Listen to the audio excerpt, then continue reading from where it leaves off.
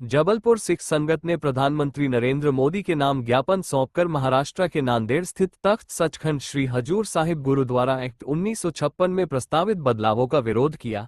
संस्था के पदाधिकारियों ने कहा कि करीब 70 वर्ष पुराने इस कानून में बदलाव का प्रयास सिख समाज की धार्मिक भावनाओं से जुड़ा विषय है, इसलिए मूल अधिनियम को यथावत रखा जाना चाहिए।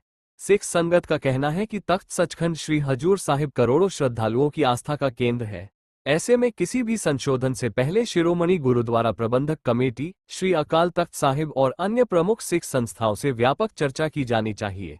संगठन ने प्रधानमंत्री से हस्तक्षेप कर नए कानून की प्रक्रिया पर रोक लगाने की मांग की है।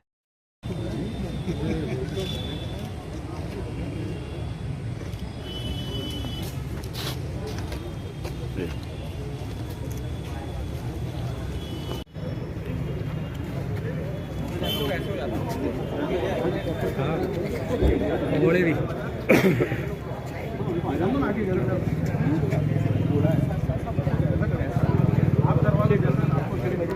किया जा रहा है, उसको लेकर आज एक कलेक्टर ज्ञापन है।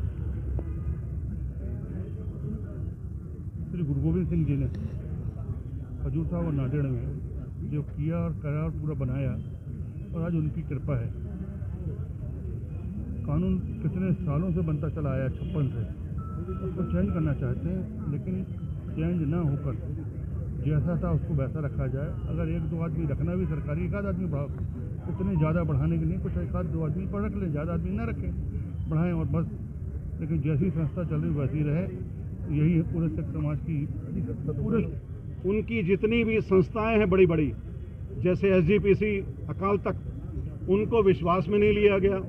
कायदा तो ये बनता है कि सिख समाज का धार्मिक स्थल हो और उनसे राय ना ली जाए। ये बहुत बड़ा सिख समाज की संचालन पर, सिख समाज की धार्मिक स्थलों पर हमले के बराबर है। हमारा ये कहना है, ज्ञापन देने का उद्देश्य है कि आप नया एक्ट लागू कर रहे हैं, हमें उसमें कोई आपत्ति नहीं है। आपत्ति सिर्फ ये है कि हमारी जो सिख संस्थाएं हैं, संपूर्ण सिख संस्थाएं हैं, उनसे विचार विमर्श किया जाए, उनको सहमत किया जाए, उनकी सहमति से नया एक्ट लागू करें। और उस संचालन में, सिखों का धार्मिक स्थल है तो संचालन में सिख ही होने चाहिए, अदर समाज उसमें ना आए। हम दूसरे समाजों में हम किसी में कब्जा करने नहीं जाते। तो हमारी सरकार से यही रिक्वेस्ट है कि कम से कम सिखों के धार्मिक स्थल नांदेड़ में 1956 का अधिनियम है, जो अभी तक बहुत अच्छा वर्क कर रहा है, और उसको बदलने के लिए सरकार ने बिल पास किया है। 2026 का बिल लेके आए हैं। उसके विरोध में हम ज्ञापन सौंपने आए हैं प्रधानमंत्री जी, माननीय अमित शाह जी को और राज्यपाल जी को। हम कलेक्टर साहब के माध्यम से ज्ञापन सौंपने क्या चाहते हैं आप लोग? हम चाहते हैं कि 1956 वाला अधिनियम वैसा का वैसा बरकरार रखा जाए। अगर उसमें कुछ भी चेंजेस की ज़रूरत है, अमेंडमेंट की ज़रूरत है, तो हमारी जितनी भी सिरमौर संस्थाएं हैं उनका भी ओपिनियन लिया जाए, सिख संस्थाओं को ओपिनियन लिया जाए। या और पुनः कहा गया कि आप इसी एक्ट को दोबारा लागू करें, लेकिन आज तक उस एक्ट को दोबारा लागू करने की बजाय उन्होंने एक नया एक्ट पेश किया, जिसमें ये प्रयास किया। 70 साल से ये एक्ट चल रहा है, और 70 साल में उनका कारण है एक्ट लाने का, उनका कहना है कि लोग बढ़ गए हैं, बिल्डिंगें बड़ी हो गई हैं, अब आवश्यकता है। अब आवश्यकता है तो उसी अनुपात में लोग बढ़ाए जाएं। आप देखिए कि 2 सदस्य थे राज्य सरकार की ओर से, उसकी जगह 17 कर दिए। SGPC के 4 सदस्य थे, 1 कर दिया। क्या चाहते हैं आप? हम लोग चाहते हैं कि उसी अनुपात में रहना चाहिए। पुराना एक्ट सही है, 70 साल से उस एक्ट ने इतनी तरक्की की है।